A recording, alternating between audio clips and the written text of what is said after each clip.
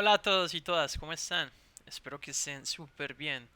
Bueno, vamos a hacer un videito donde vamos a resolver una duda que nos han formulado del examen 2021-2 y para hacer este ejercicio les voy a dar dos formas de hacerlo.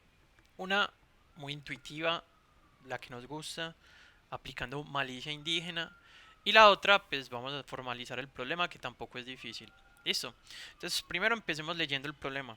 Dice lo siguiente, que se dibuja un triángulo de Rouleau, así busqué la pronunciación en francés, que se caracteriza por tener una anchura constante sin ser un círculo. Se realiza dibujando un triángulo equilátero y usando cada uno de sus vértices como los centros de una circunferencia. Si el triángulo usado para la figura tiene lado 10 centímetros, entonces el área de toda la figura es.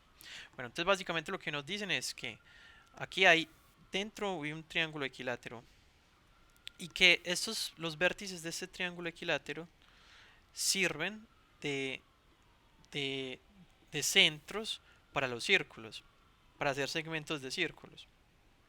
Es decir, que estas porcioncitas que están acá, estas fracciones, esto que yo estoy pintando aquí con azul, hacen parte de un segmento de círculo. Listo, una fracción de círculo. Entonces, ¿qué necesitamos para resolver este ejercicio? Intuitivamente, malicia indígena activado. Dos cosas. Entender que el área de un triángulo equilátero, yo borro por acá, el área de un triángulo equilátero está dada por esta expresión, raíz de 3 cuartos por el lado al cuadrado.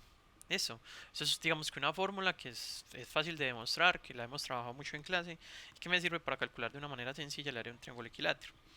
Y entender, hacer estas aproximaciones, que raíz de 3 es más o menos, una aproximación de raíz de 3 es 1.7 y que pi es más o menos 3.14. ¿Por qué digo que es más o menos?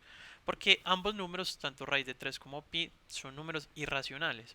Es decir, que tienen infinitos decimales, que esos decimales no tienen un patrón fijo y que realmente no se pueden expresar como fracciones, como adiciones de dos números. Y que podemos hacer una muy buena aproximación diciendo que raíz de 3 es 1.7 y que pi es 3.14.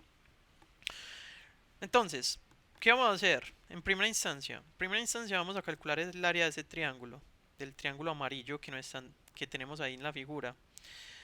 Esa área de ese triángulo, pues básicamente es fácil notar que yo puedo reemplazar de la fórmula y puedo decir que entonces que el área de raíz de 3 cuartos, si me dicen que el lado es 10, entonces es 10 al cuadrado.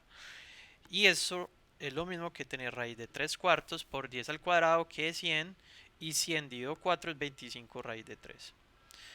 Entonces, primera consideración, mire que el área que nos están pidiendo, ¿cierto?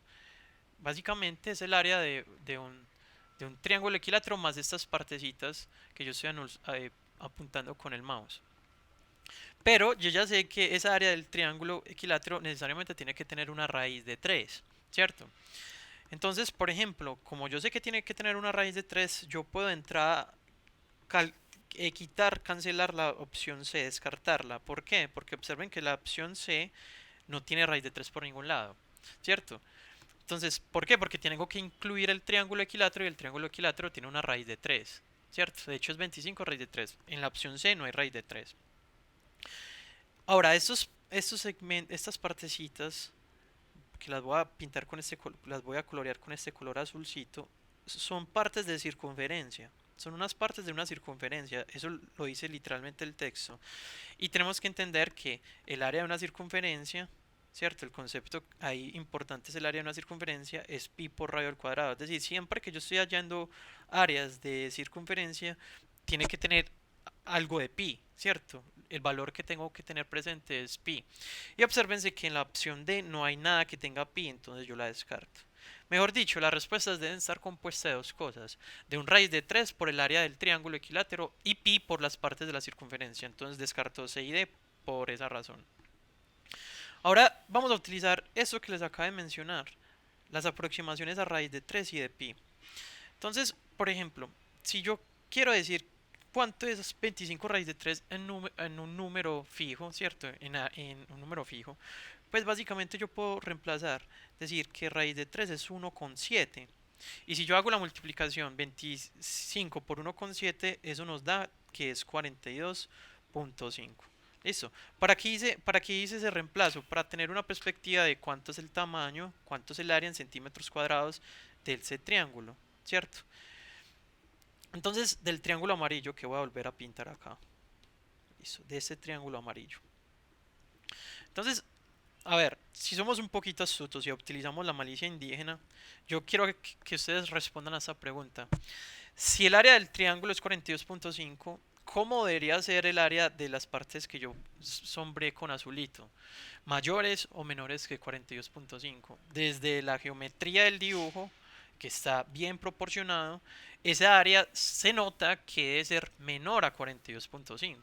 Eso me lo dice el sentido común. Eso hace también parte de la lógica. Entonces, vamos a suponer que esas partes que pintamos acá, ¿cierto? Supongamos que esas partes, que las voy a dibujar aquí, solitas, ¿cierto? Esas partes del círculo, que serían estas que yo estoy pintando aquí.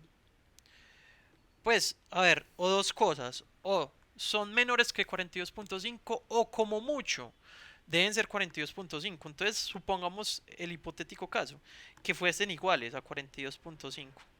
Es decir, que el área total, en esa suposición que yo estoy haciendo, es 42,5 de estas partes sombreadas que acabo de poner acá, más el la del triángulo, ¿cierto?